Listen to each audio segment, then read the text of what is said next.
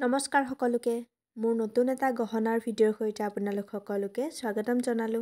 যিহেতু ৰঙালী বিহু আহি আছে সেয়েহে এটা অতি সহজতে বনাব পৰা গামোচাৰ নিচিনা গহনা বনাই দেখুৱাম। গতিকে ভিডিঅ'টো শেষলৈকে চাই থাকক। প্ৰথমতে দেখিলেনে এয়া মই ডাঠ কাৰ্টুন লৈছোঁ আৰু এয়া কটন কাপোৰ লৈছোঁ। কাৰ্টুনটো মই ট্ৰায়েংগল শ্বেপতে কাটি লৈছোঁ। কাটি লৈ এয়া কটন কাপোৰখন ফেব্ৰিক গ্লুৰ সহায়ত লগাই ট্ৰায়েংগল শ্বেপতে আকৌ কাটি গৈছোঁ। যিহেতু মই ডিজাইনটো ডাবল লেয়াৰ কৰি দিছোঁ সেইকাৰণে কাণৰ কাৰণে মই 4টা একে সমান জোখত ট্ৰায়েংগলত কাটি লৈছোঁ আৰু ডিঙিৰ লকেটটোৰ কাৰণে এটাই কাটি ল'ম। ৰেড কাপোৰখনো মই কটনেই ইউজ কৰিছোঁ আৰু ফেব্ৰিক গ্লুটোৰেই মই গোটেইখিনি কাম কৰিছোঁ। কাণফুলিযোৰ যিহেতু মই কাণত লাগি থকাকৈ দিম সেইকাৰণে মই এনেকুৱা গল্ডেন মেটেলৰ ষ্টাডটো ইউজ কৰি দিছোঁ। এয়া কাণৰ যোৰ হৈ গ'ল কৰা। তাৰপিছতে গলৰটোৰ কাৰণে আকৌ ডাঙৰকৈ মই এনেকৈ ট্ৰায়েংগল শ্বেপতে কাটি লৈছোঁ। কাটি লৈ কাপোৰখনো সেই শ্বেপতে কাটি গৈ ফেব্ৰিক গ্লুৰ সহায়ত লগাই যাম।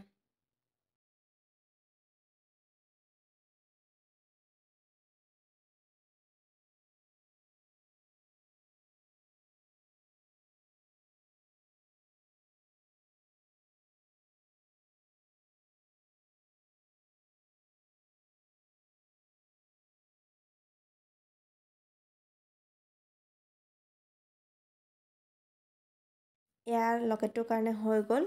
তাৰপাছতে মোৰ ওচৰত এয়া গল্ডেন পেণ্ডেণ্ট আছিল। পেণ্ডেণ্ট বুলিয়ে কয় নেকি, মই ইমান নামবোৰ ভালকৈ নাজানো।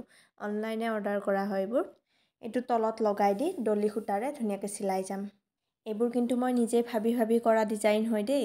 গামোচাৰ পৰা মই ভালকৈ বনাব নাজানো আৰু গামোচাবোৰ কাটিবও মোৰ বেয়া লাগে। ট্ৰাই কৰিম বুলি ভাবিলেও মই গামোচা এখন কাটি দিব নোৱাৰোঁ। সেইকাৰণে কাপোৰতে এনেকৈ গামোচাৰ ডিজাইন বনাই দিছোঁ আৰু। ভিডিঅ'টো স্কিপ নকৰাকৈ শেষলৈকে চাই যাবচোন, ইমান বেছি কৈ নাথাকোঁ। আৰু কিছুমানে কি কৰে, কথাখিনি ভালকৈ নুশুনি ডাইৰেক্ট কমেণ্ট কৰে।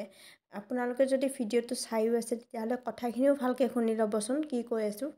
কেনেকৈ কি কৰিছোঁ, ক'ৰ পৰা কি বনাইছোঁ, সেইবোৰ কথা মই কৈয়ে যাওঁ ভিডিঅ'টোৰ লগে লগে। তথাপিও সেইবোৰ কথা নুশুনি কমেণ্ট কৰে ডাইৰেক্ট। মই বহুতৰে ভিডিঅ'ত দেখিছোঁ ইমান ধুনীয়াকৈ কৈ দিয়ে কথাখিনি, তাৰপাছতো কমেণ্ট কৰে কি ক'ৰ পৰা কৰিছা, কেনেকৈ কৰিছা, সেইখিনি কথা অলৰেডি তেওঁলোকে কৈয়ে থাকে। তথাপিও কমেণ্টত সেইখিনিকে আকৌ সোধে। গতিকে কথাখিনি ভালকৈ শুনি ল'বচোন, কিবা বুজি নাপালে মই জনাই দিম। তাৰপাছতে এয়া মই হেডপিনৰ সহায়ত ৰেড ক্ৰিষ্টেলকেইটা লগাই দিলোঁ। এইবোৰ চব মেটেৰিয়েল অনলাইনতো পাব আৰু ইনষ্টাগ্ৰামতো যদি চাৰ্চ কৰে জুৱেলাৰী ৰ মেটেৰিয়েল বুলি পাই যাব। এয়া হোৱাইট কাপোৰখনত মই পেঞ্চিলেদি ফাৰ্ষ্টতে ডিজাইনটো আঁকি লৈছোঁ। আঁকি লৈ এয়া এক্ৰেলিকৰ ৰেড কালাৰটো কৰিছোঁ। ৰেড আৰু মই ইয়াতে গল্ডেন কালাৰটো ইউজ কৰিম। কালাৰটো কিহেৰে কৰিছোঁ দেখিছেনে? এডাল টুথপিকেৰে কৰিছোঁ, নহ'লে ব্ৰাছ ইউজ কৰিলে বহুত ডাঙৰ ডাঙৰ হৈ যাব যে লাইনকেইডাল। মাজত আকৌ জাপিৰ নিচিনাকৈ গল্ডেন এনেকৈ লাইন কৰি দিছোঁ। ইয়াতে এনেকৈ এক্ৰেলিকৰ কালাৰটো নকৰিও 3D আউটলাইনাৰ এটা কিনিব পায়, গ্লিটাৰ নথকা, সেইটোৰেও কৰিব পাৰে।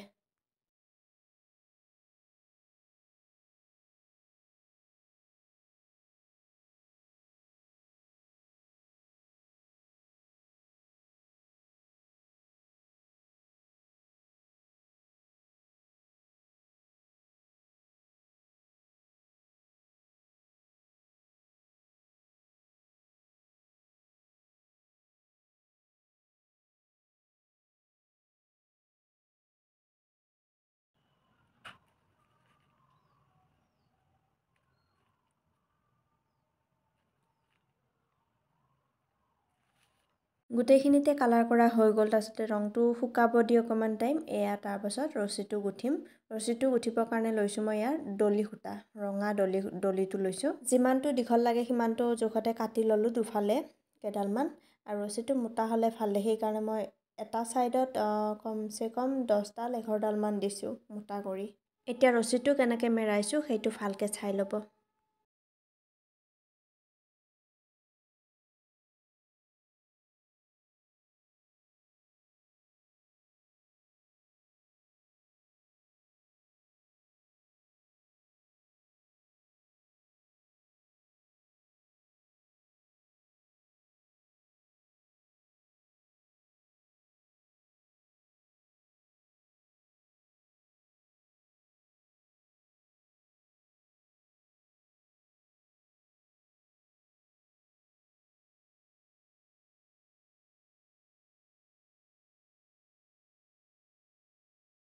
এয়া দুডাল মেৰাই লোৱা হৈ গ'ল। শেষত মই এটা গাঁঠি দি দিছোঁ। ইয়াতে এটা দলি সূতা দিয়ে এডজাষ্টেবল বল এটা বনাই লৈ লগাব পাৰিব। যিমানটো দীঘল লাগে সিমানত এডজাষ্ট কৰি ল'ব পাৰিব। এয়া মোৰ গহনাটো ৰেডি হৈ গ'ল। লাগিছেনে বাৰু? অলপ হ'লেও গামোচাৰ নিচিনা দেখিব। আপোনালোকেও এনেকৈ সহজতে বনাই ল'ব পাৰিব। যিহেতু আৰু বিহুলৈ বেছি দিন নায়েই। তেতিয়াহ'লে ভিডিঅ'টো যদি ভাল লাগিছে লাইক আৰু কমেণ্ট এটা কৰি দিব। আৰু যিসকলে ভিডিঅ'টো প্ৰথমবাৰৰ কাৰণে চাই আছে ছাবস্ক্ৰাইবো কৰি দিব চেনেলটো। বাই।